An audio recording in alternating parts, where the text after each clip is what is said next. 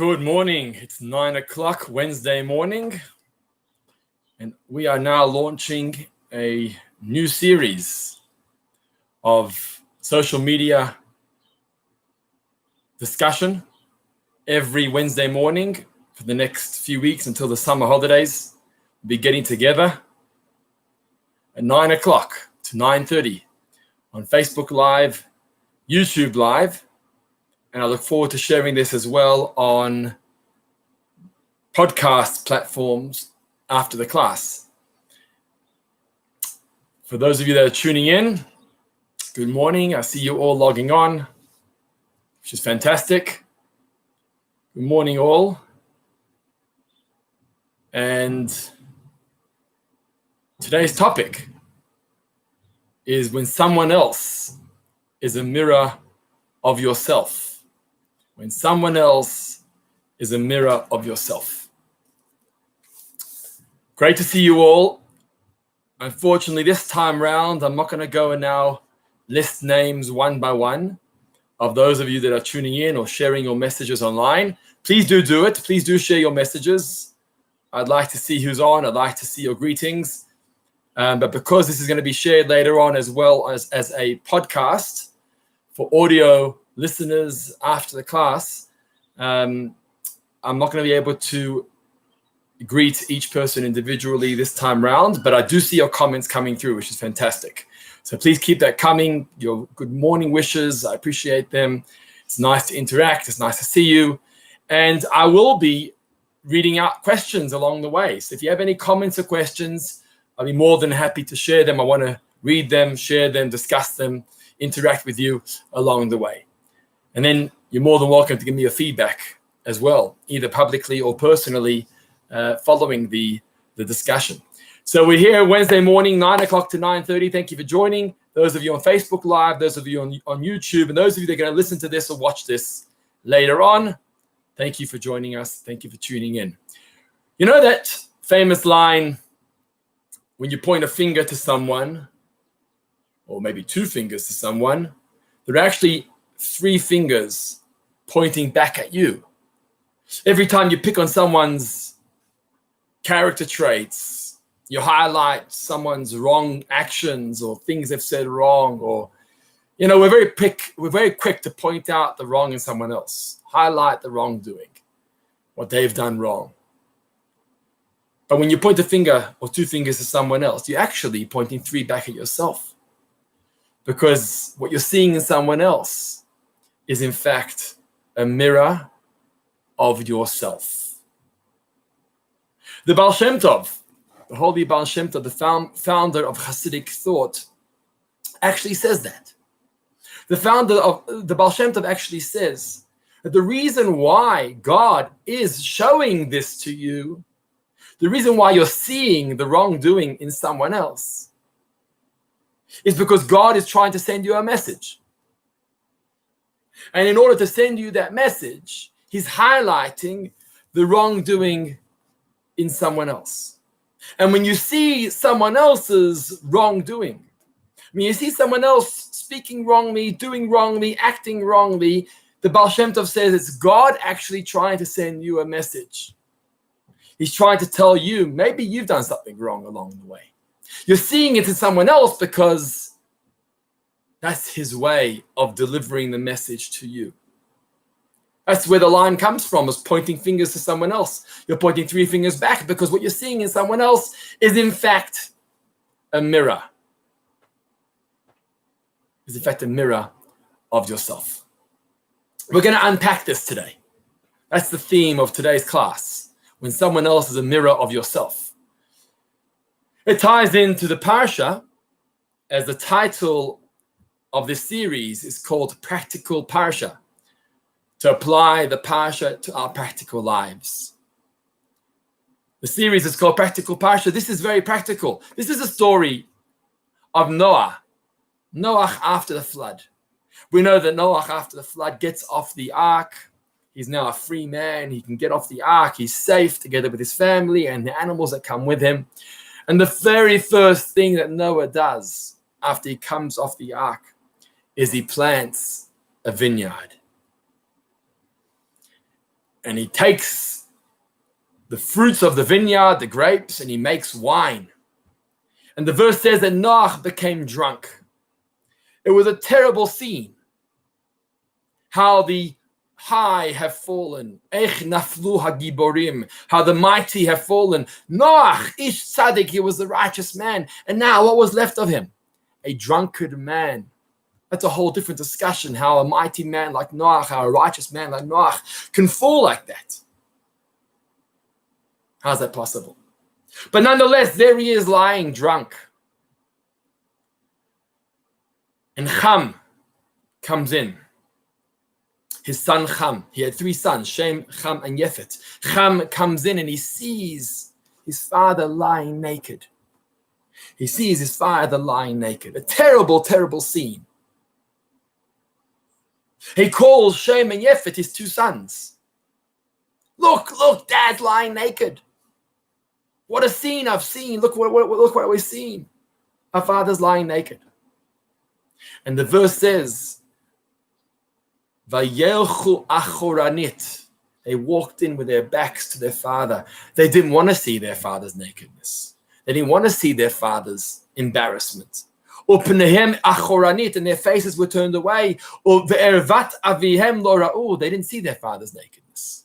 So Ham saw his father naked. Ham saw his father degraded and embarrassed. Shem and Yefet didn't do that. They turned away their faces.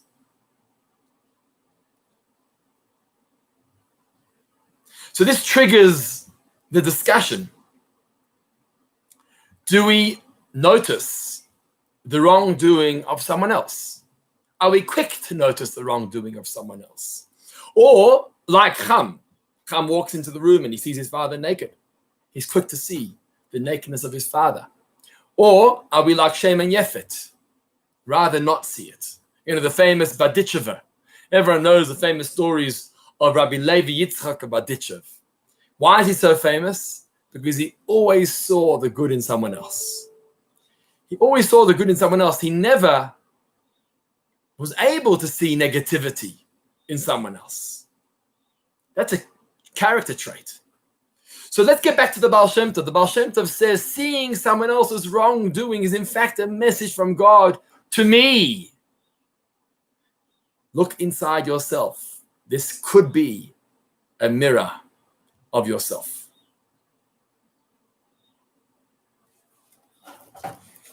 The question is this the only way that God can send me a message? If I'm doing wrong, then why not highlight it in a different way? Send me a message to tell me I'm doing wrong. Why must you highlight the wrongdoing in someone else in order to send me that message, right? Pointing fingers at someone else to send me the message. Why must that be the way? What does the Baal Shem Tov mean? That every time I see bad in someone else, is to highlight something within me. So simply speaking, we are biased. We are subjective. If God were to send me a message, I wouldn't listen. Because I'll always justify it. So wrongdoing will never be seen as wrongdoing. Because I don't do anything wrong. I was justified. I was justified in what I said. I was justified in what I did. I was justified. I had full reason to do it. And I did nothing wrong. So God would never be able to send me a message to highlight wrongdoing. Because I'm never wrong. Chazal, our rabbis tell us, Adam korov el atzmoy, a person is close to himself. We're too subjective. The love of oneself covers over the wrongdoing. The love of oneself covers over our wrongdoing. And therefore, God needs to find another way. How to catch our attention. How to wake us up and smell the coffee. That actually what we're doing is wrong. Says the Baal Shem Tov, when you see someone else's negativity, and that's never covered over. We never cover over someone else's negativity. We're quick to highlight the bad in them. So when you highlight the bad in them, suddenly you stop and you realize, hold on, if that's bad, then maybe what I'm doing is bad too. And then the wheels start turning. And then the process of self-introspection kicks in. Because now that I've highlighted the negative, I'm able to process it. The problem is that generally we're not able to highlight the negative. You know, the rabbis teach us that half of healing, half of a remedy is first diagnosing the problem. First, you have to know what's wrong. Once we know what's wrong, we can then move forward. The issue is that with ourselves, we never know what's wrong. We're too subjective. So we never know what's wrong. When we see the wrong in someone else, now we've highlighted something wrong. And then we can translate that back into our own lives, as the Baal Shem Tov says, and realize that what we're seeing in someone else is in fact a mirror of myself.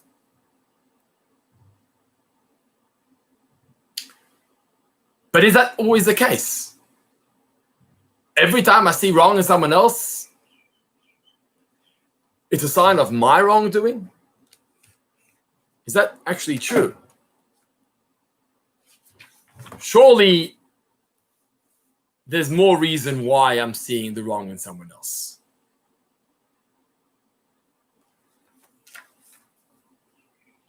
Maybe I'm seeing the wrong in someone else because it's my duty to correct them. Could that be?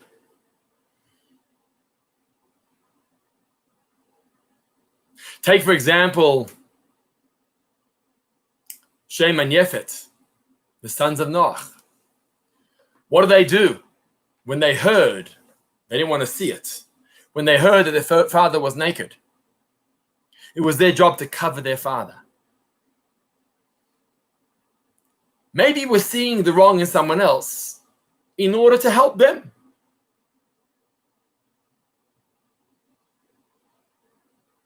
I see someone who gets angry too often.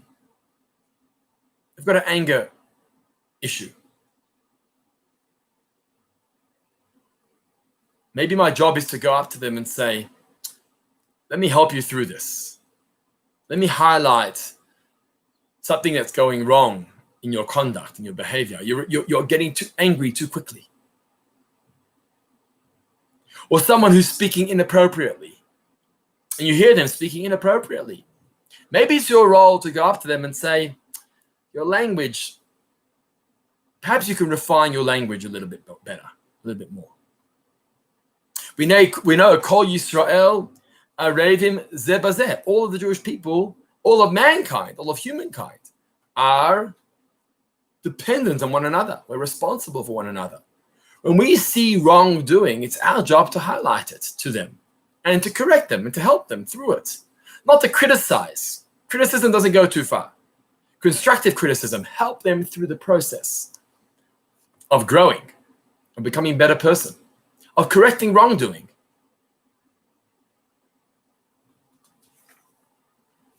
So here's the question. If I'm seeing the wrongdoing, is it a sign, a mirror of my wrongdoing myself, as the Baal Shem Tov says? We're pointing the fingers at someone else and it's actually fingers pointing back at me. Is it a sign that I've got the wrongdoing inside of me? That's how we started the discussion today. Or perhaps it's not a sign of or mirror of my behavior. Perhaps it's a lesson or a message to me. It's your job to go help them. It's your job to correct them.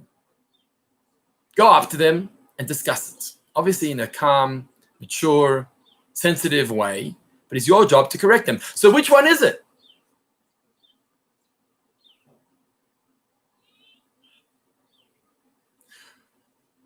It could be both. It could be one or the other. How am I supposed to know which one it is? We're so quick to notice the wrongdoing in someone else. But now the question is, why am I seeing it? What does God want from me right now? He could want two options. There's two things that could be happening right now. Either he wants me to go after the individual and correct them. The truth is, I think that's always the case. Go point it out. If you think you can be successful, if you know them well enough, perhaps, or not, depending on the circumstance. So does he want me to go after them? Or is it really an indication of what I'm doing wrong? Maybe there's something within me that's not right. Fascinating question, hey? We're going to try to unpack this. But before I go on, I want to welcome you all, those of you that have tuned in on Facebook Live, YouTube Live, to our new series, A Practical Parsha. As I mentioned, I'm not going to greet people personally this time round because I do want to hold on to these recordings on a video and audio level for people to listen later. But I would love to address questions or comments. So feel free to post your comments or questions on either YouTube or Facebook. I'd love to read them out and interact with you and answer your questions along the way. If you're comfortable to do that, I'd love that. Okay, great. So let's park that conversation for a moment. We're going to come back to that in a moment, okay? How to interpret the wrongdoing that we're seeing in someone else. I want to address another discussion that features in this week's Torah portion too. We spoke about Noah after the flood, but let's talk about now Noah before the flood. Noah is getting ready. Noach is getting ready for the teva. He's building the teva, and God tells him to prepare animals to take with him into the teva, into the ark. Kosher animals, non-kosher animals. Now, the wording that the Torah uses here is picked up by the commentaries by the Talmud. When the Torah defines the kosher animals and the non-kosher animals, the Torah actually has an interesting terminology. The Hebrew wording for a kosher animal is behema ha-tehora. It's the pure kosher animal. The Hebrew wording for a non-kosher animal, I'm not saying the biblical text, the Hebrew wording, the modern Hebrew wording that we would use is behema ha-tame'ah. Tame'ah meaning impure. Tehora, pure, kosher. Tame'ah, impure, non-kosher. But that's not the wording that the Torah chooses. What does the Torah say? Behema asher einena tehora. Those are the animals that are not kosher. Behema asher einena tehora. The animals that are not kosher. The Talmud asks the question, why such an indirect terminology that animals that are not kosher? There's a one word for that. It's called tme'ah. It's the impure animal. That's the Hebrew word for it. Why is the Torah using such an indirect terminology? An animal that is not tahora, not kosher, number one. And number two, if you actually count the lettering, there's extra lettering here. And we know that every letter is precise in the Torah. Every letter is precise. Why must we add on 8 extra letters to create such a phrase? The animal that is not tahora, that is not pure. You could have just said, behema ha-tame'ah. It's the animal that is impure. And from here, the Talmud learns, Le'olam, forever, eternally, al yotzi adam davar meguneh mipiv. Talmud Pesachim says, from here we learn, a person should never speak with vulgar terminology, negatively, inappropriately. Don't use coarse language. How do you know? Because the Torah did not want to use the word impure, tme'ah. Why? Because it's not an edel word. It's not a refined word. Edel in Yiddish means refined. It's not a refined word. It's not appropriate to speak this way. Can you imagine? Impure. Gosh, imagine, I don't think the Talmud knows our vocabulary. We've got a much more coarse and vulgar vocabulary today. But in those days, the word hatme'ah, impure, was inappropriate, was distasteful. was vulgar. And so the Torah did not want to use such a terminology, and therefore it added on 8 extra letters to tell us the words asher einena tehora, the animals that are not pure, just in order to teach us how to speak properly, how to speak in a refined manner, in an appropriate manner, that our words should be chosen and appropriate. That's what the Talmud says in Pesachim. But the question is, and the Talmud asks this question, the question is, really? Do you want to tell me that the Torah never uses the word tamei ever in the entire Torah? Impure? If that was true, I get it. You don't want to use the word hatameya, I understand. You prefer to say an animal that is not kosher, I get that. But the word tamei is used many, many times. More than 100 times in the Torah. Search it. I'm not sure the exact number, but more than 100 times. You can search it. How many times does it say tamei or tme'ah in the Torah? It's over 100 times. And the Torah uses the word impure. So something's wrong here. We're not being consistent. The Talmud is saying that the Torah in Parshat Noach is so specific about the terminology because it wants to teach us how to speak properly. And yet, over 100 times elsewhere in the Torah, it uses the word tme'ah or tamei.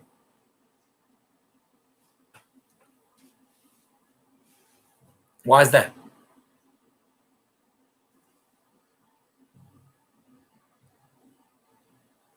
So what's the rule? Can we make a rule here? Is there a rule about when the Torah can say the word impure, when the Torah can't say the word impure? That's the question. And the answer is there's a major difference.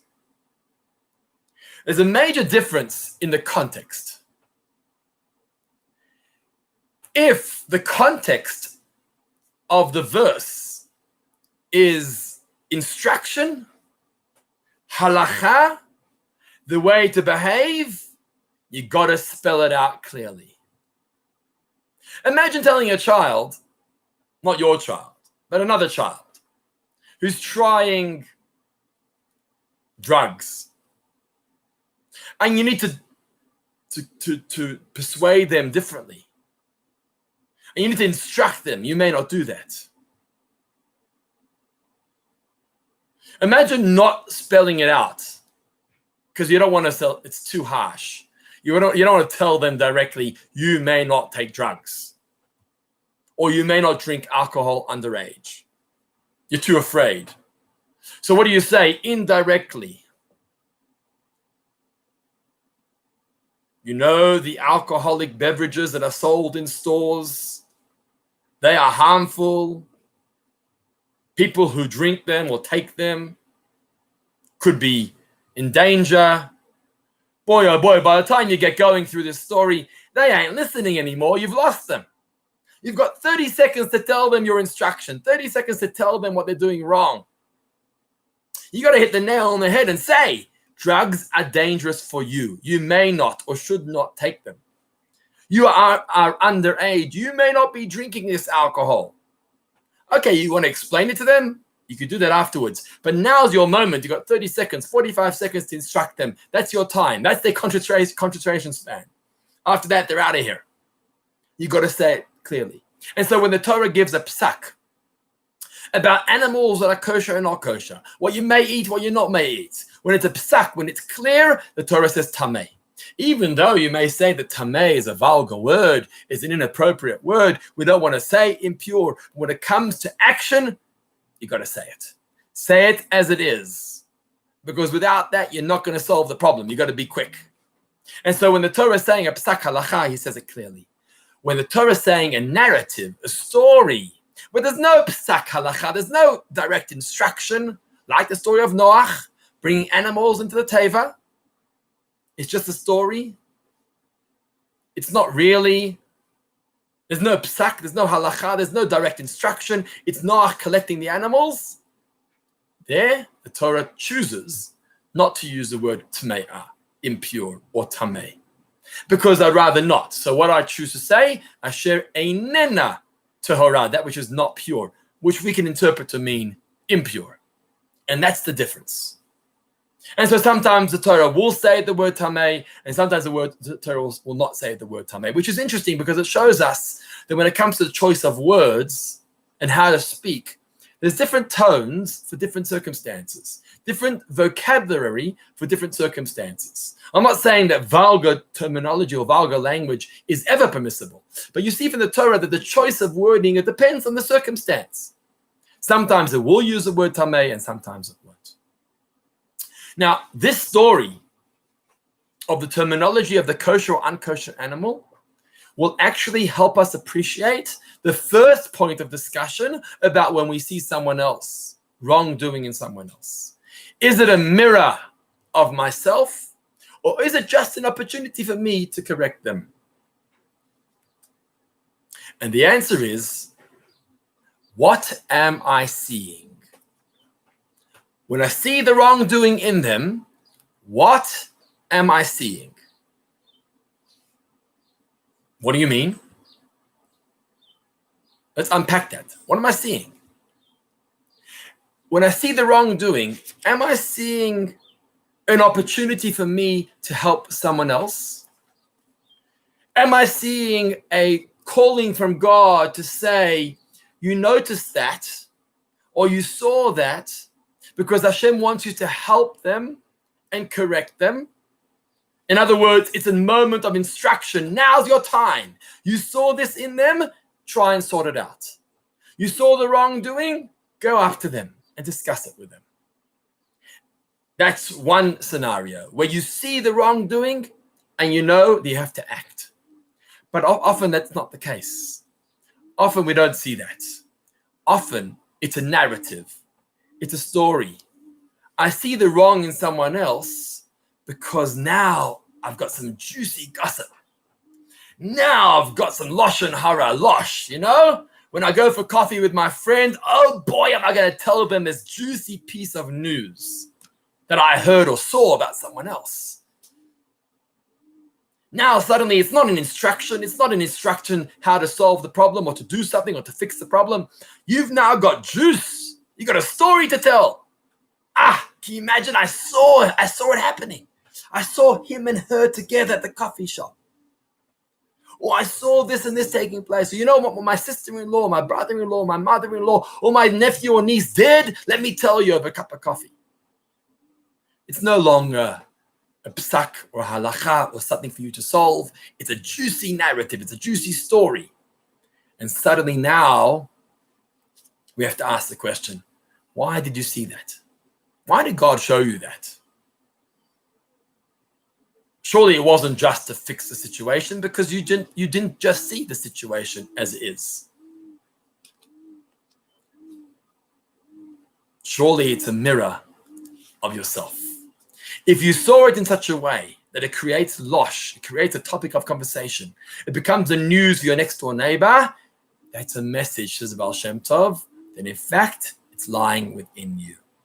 If your awareness of it is just, it instigates and motivates you to correct them, then that's not what the Baal Shem Tov is talking about, and it's not what the fingers, the story of the fingers, that's not what it's talking about, because God does send us messages to help someone else. But if we get so involved in the narrative and we enjoy that piece of juicy news, says the Baal Shem Tov, you know why you saw that piece of juicy news? You know why you saw that moment, that wrongdoing? Is God sending you a message. He can't send you the message directly because you're subjective and you won't accept it. So he showed it to you in someone else, and you interpret it in such a way that you're so excited about the news you saw in someone else. Stop for a moment and realize, you know why you're so excited about that? Because in fact, it's a mirror of your own. You've got that inside of you.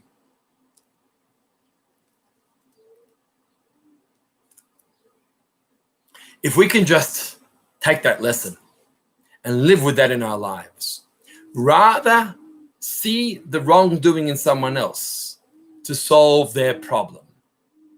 Don't see the wrongdoing in someone else to celebrate that wrongdoing, because then the Baal Shem Tov says it's in fact a mirror of something you're doing wrong. And the truth is, it all depends on the moment, and all depends on the situation, all depends on the interpretation. And each one of us can ask ourselves, how am I responding to this?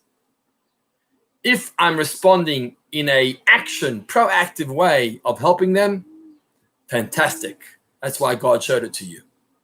But if I'm responding in such a way that it's irritating me or bothering me or instigating a narrative or a discussion, I've got to stop for a moment and think about the words of the Baal Shem Tov. And think about the fact that when I'm pointing fingers to them, it's in fact a reflection of myself. And God telling me, you've got areas that need to be refined and corrected. So thanks for joining us. We've reached 9:30. Thanks for joining us this morning on our first session of Practical Parsha. Thank you to those of you that have greeted us all on YouTube and Facebook and shared your greetings in morning greetings. We'll be back here Wednesday morning next week, 9 o'clock. I invite you to join us and be part of the conversation as we unpack the weekly Parsha and apply it practically to our own lives. Wishing you a wonderful day ahead.